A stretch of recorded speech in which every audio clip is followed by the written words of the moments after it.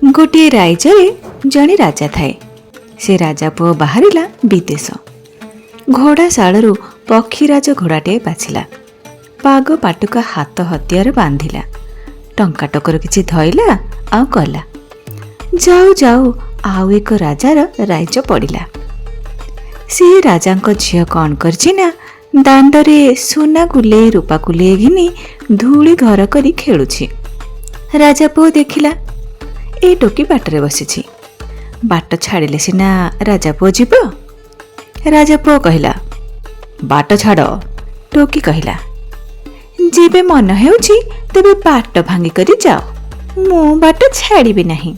राजा पुओ कहिला एमिति कन्या को भिया हुअंत दर भिया होई छाड़ी जांत।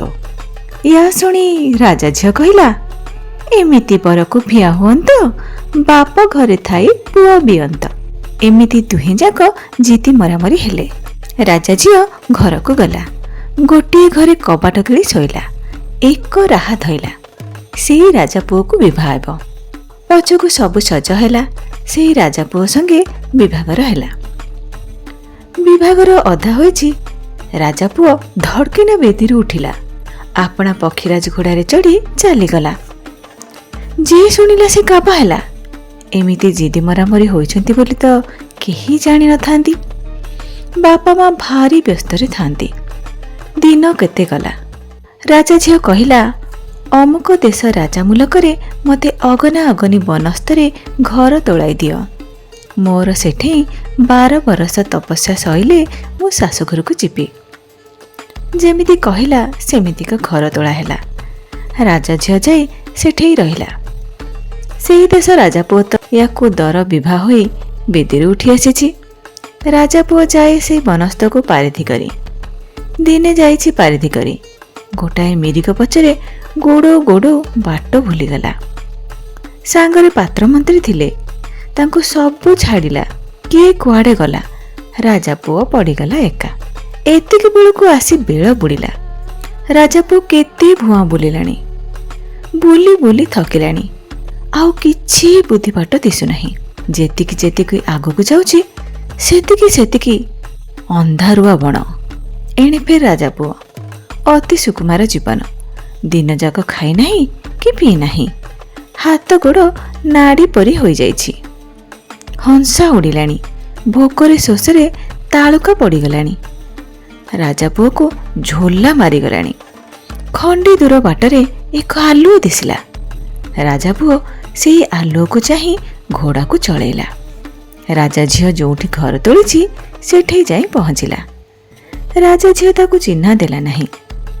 राजा पुओ ताकू कहिला तमे जी इच्छा से हुओ, मते किंतु मुंदाए पानी दियो पीबाकू, मोर तंटी सुखी जाउछि।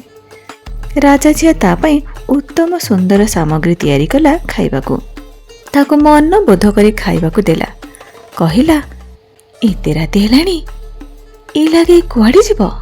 आज राति को एठे रुह। काली सकाळु तुम तुम घर को जीव। राजा पुओ एक कथा को सनमत हैला। राति को ता घरे सोइला। राजा झियो ताकू नहीं घर भितरे पलंक उपरे सुआइला। राजा पुओ तो भल से तो एते भीतर कथा न जाने। राजा झियो रूप देखी भूलीगला। राजा झियो को पाख को डाकिला। दिहे जाक बहुत राति जाए केते दुख सुख हेले। राजा पुओ तो निर्माया सबु कथा राजा झियो को कहि पकेइला। राजा झियो असल कथा कहिला नाही। एणु तेणु करी राजा पुओ को भंडेई देला। राति रे दिहे जाक एका पलंकरे सोइले। राति पाहिला। सकाळु राजा पुओ उठी ता नहर को जीवाकू बाहरिला। विदा होला बेले राजा झियो कहिला तुमे तो राजा भोल, आज कथा काली की मने रखिब नाही। तुमे तो मते एठे छाड़ी करी जाउछ। मोर जेबे पिला छिला हेबो तुमे भला तांको चिन्हिब केमिति। राजा कहिला तुमे पाग कनारु खंडे काटी करी रख, मो रतन मुदी भी रख। याकू देखैले मु तुमको निश्चय चिन्हिबी। राजा झियो से पाट कना को आ सोना मुदी को संतक रखिला। राजा पुओ ता नहर को गला। ଦିନ କେତେ ଗଲାରୁ ଫେର ରାଜା ପୁଅର ମନେ ପଡ଼ିଲା। ଫେର ପାରିଧି ଯିବା ବାହାନାରେ ଆସିଲା। ରାଜା ଝିଅ ପାଖରେ ଗୋଟିଏ ରାତି ରହିଲା। ସକାଳୁ ଉଠି ଗଲା ଭାରି।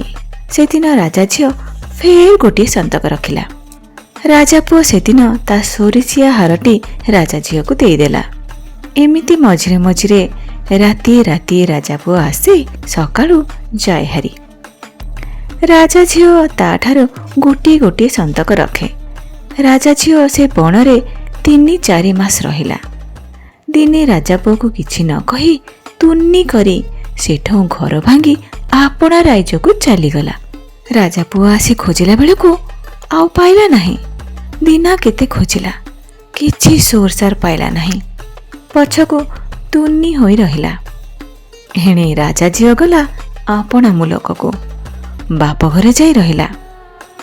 ଗଲା ବେଳକୁ ରାଜା ଝିଅର ମାସ ଗଡ଼ିଥାଏ। ବାପା ମାଙ୍କୁ ସବୁ କଥା ଖବର ଦେଲା।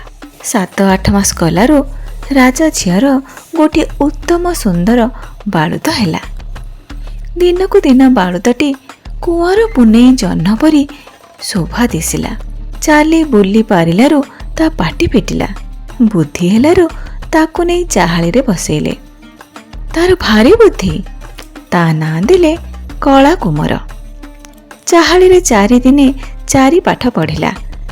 ଦିନେ କଳା କୁମରର ଖଡ଼ି ଗଡ଼ିଗଲା। ରାଜାଘର କଥା ବୋଲି ସିନା ରାଇଜ ଯାକ ମଣିଷ ତୁନି ହୋଇ ରହିଛନ୍ତି। ଚାହାଳି ପିଲାଏ କି ଜାଣନ୍ତି ରାଜା ଫାଜା। ସାଙ୍ଗ ପଢ଼ୁଆଙ୍କୁ କଳା କୁମର କହିଲା, ଖଡ଼ି ଗୋଟିଏ ଆଣିଦେବୁ।